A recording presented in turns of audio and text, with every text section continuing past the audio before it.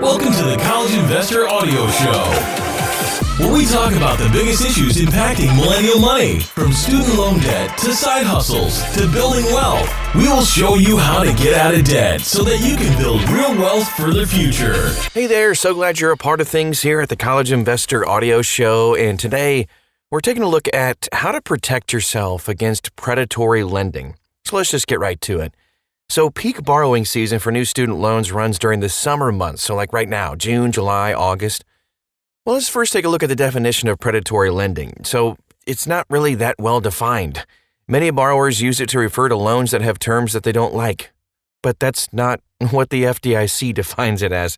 It's really just imposing unfair and abusive loan terms on borrowers. Typical examples we see are payday loans and auto title loans. The FDIC identifies several characteristics of predatory lending. Things like abusive collection practices, balloon payments with unrealistic repayment terms, high interest rates and fees, fraud, deception, and abuse, of course, and then lending without regard to the borrower's ability to repay, loan refinancing without economic gain for the borrower, or credit insurance that is added to the total loan amount and increases the total interest paid, those types of things. And there are more characteristics as well. Some of these characteristics apply to student loans and some do not. Some, for example, are for mortgages. Federal and private student loans do not have prepayment penalties as a matter of law, but families borrowing to pay for college may encounter non-education loans that have those characteristics. Other characteristics of predatory loans, something like aggressive sales tactics, lending to vulnerable borrowers who lack financial literacy, discriminatory pricing, negative amortization, and more. Federal and private student loans share some of those characteristics, so even legitimate loans aren't perfect. Federal student loans are also not subject to the defense of infancy or statutes of limitation. Both federal and private student loans are made to traditional students, some of whom lack the financial sophistication to understand the consequences of borrowing to pay for college. So here's how to protect yourself against unfair loan terms. First, consider alternatives to borrowing. Apply for grants, scholarships, which don't even need to be repaid.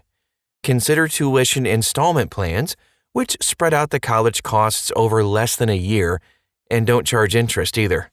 Get a part-time job to earn some money to pay your college bills. Borrow as little as you need, not as much as you can. Oh, that is a key phrase. Write that down. Borrow as little as you need, not as much as you can. Live like a student while you're in school, so you don't have to live like a student after you graduate. Students should borrow federal first, because federal student loans have low fixed interest rates and flexible repayment terms. Federal student loans offer deferments and forbearances, death and disability discharges, income-driven repayment, and loan forgiveness options. Before borrowing a private student loan, check your credit reports for free at annualcreditreport.com. annualcreditreport.com. Errors can affect your ability to qualify for a loan and the interest rate you'll pay if you do qualify. Correct any errors by disputing them. Do so at least 30 days before you apply for a private student loan, since it can take a month for errors to be removed from your credit reports. Shop around when looking for a loan. Most borrowers focus on finding the lowest cost loan. Other terms that may be of interest, though, include the quality of customer service, like does the lender offer evening and weekend call center hours, and the availability of loan discounts, like auto pay discounts, good grades discounts, graduation discounts, that type of thing. So when comparing student loans, you should also consider both the monthly loan payments and the total payments over the term of the loan. A lower monthly payment may also involve paying a lot more over the life of the loan. A loan's APR combines the impact of the interest rate, loan fees, and repayment term. A higher APR is, of course, a more expensive loan. So you should be a little bit more careful with a loan's APR when it's in the double digits, like a 16% interest rate on a 10-year repayment term means that you're going to be paying more in interest than the amount borrowed. Yikes. For a 20-year term, an interest rate of 8% or more means paying back more than double the amount borrowed.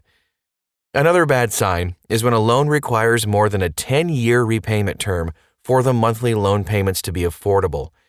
That's either a sign that you borrowed too much or that loan is just way too expensive. Become financially literate. This will help you understand how interest rates, fees, and loans work so you can make smarter borrowing decisions. Your school might offer some free courses too. You can also check out thecollegeinvestor.com and look at this article. We have tons of resources, lots of links that you can look at to become financially literate so you can make the best choice for you and your family. Thanks so much for stopping by today. That's all we have for you. Again, you can find this article at thecollegeinvestor.com. And we'll talk to you again real soon.